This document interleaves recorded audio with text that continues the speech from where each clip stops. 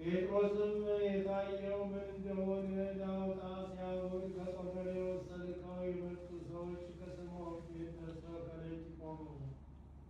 ተጣርተው ጴጥሮስ የተባለ ስምዖን በዚያ ይኖር እንደሆነ ጠየቁ። ጴጥሮስም ስለታየው ራእይ ሲያወጣ ሲያወርድ መንፈስ ቅዱስ እንዲህ አለው፣ እነሆ ሰዎች ይፈልጉሃል። ተነስ ውረድ፣ ምንም ሳትጠራጠር ከእነርሱ ጋር እልኬያቸዋለሁና። ጴጥሮስም ወደ እነዚያ ሰዎች ወረደና የምትፈልጉት እኔ ነኝ፣ ለምን መጣችኋል አላቸው። እነርሱም የመቶ አለቃ ቆርኔሌዎስ እግዚአብሔርን የሚፈራ ጻድቅ ሰው ነው፣ የአይሁድ ወገኖች ሁሉ ያውቁታል። ቅዱስ መልአክ ተገልጦ አንተ ወደ ቤቱ እንዲጠራ የምታስተምረውንም እንዲሰማ አዞታል። እሱ ወደ አንተ ልኮናል አሉት። እርሱም ተቀብሎ አሳደራቸው። በማግስቱም ተነስቶ አብሯቸው ሄደ። በኢዮጴ ከተማ የሚኖሩ ወንድሞች አብረውት ይሄዱ አሉ። በማግስቱም ወደ ቂሳርያ አገር ገባ። ቆርኔሌዎስ ይጠብቃቸው ነበረ። ዘመዶቻችንም ወዳጆቻችንም ጠራ። ጴጥሮስም በገባ ጊዜ ቆርኔሌዎስ ተቀብለው ከእግሩ በታች ወድቆ ሰገደለት። ጴጥሮስም አቅንቶ ተነስ፣ እኔም እንደ አንተው ሰው ነኝ አለው። ከእርሱ ጋር እየተነጋገረ ገባ። ወደ እርሱ የመጡ ብዙ ሰዎችንም አገኘ።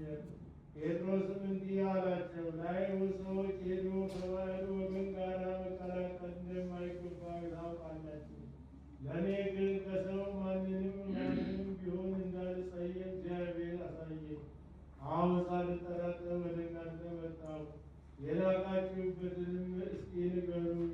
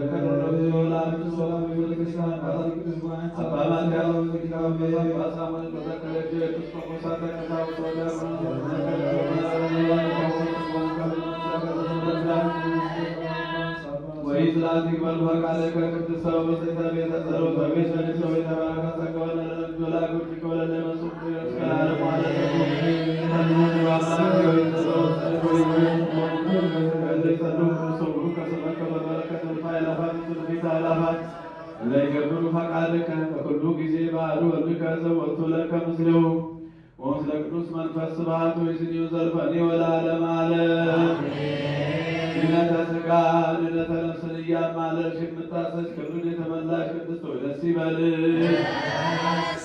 ሁልጊዜ ድንግል የምትሆኚ አምላክን የወለድሽ የክርስቶስ እናት ሆይ ኃጢአታችንን ያስተሰርይልን ዘንድ ወደ ልጅሽ ወደ ወዳጅሽ ወደ ላይ ጸሎታችንን አሳርጊ። በእውነት የሚሆን አምላካችንን ክርስቶስን የወለድሽልን ንጽሕት ሆይ ደስ ይበልሽ።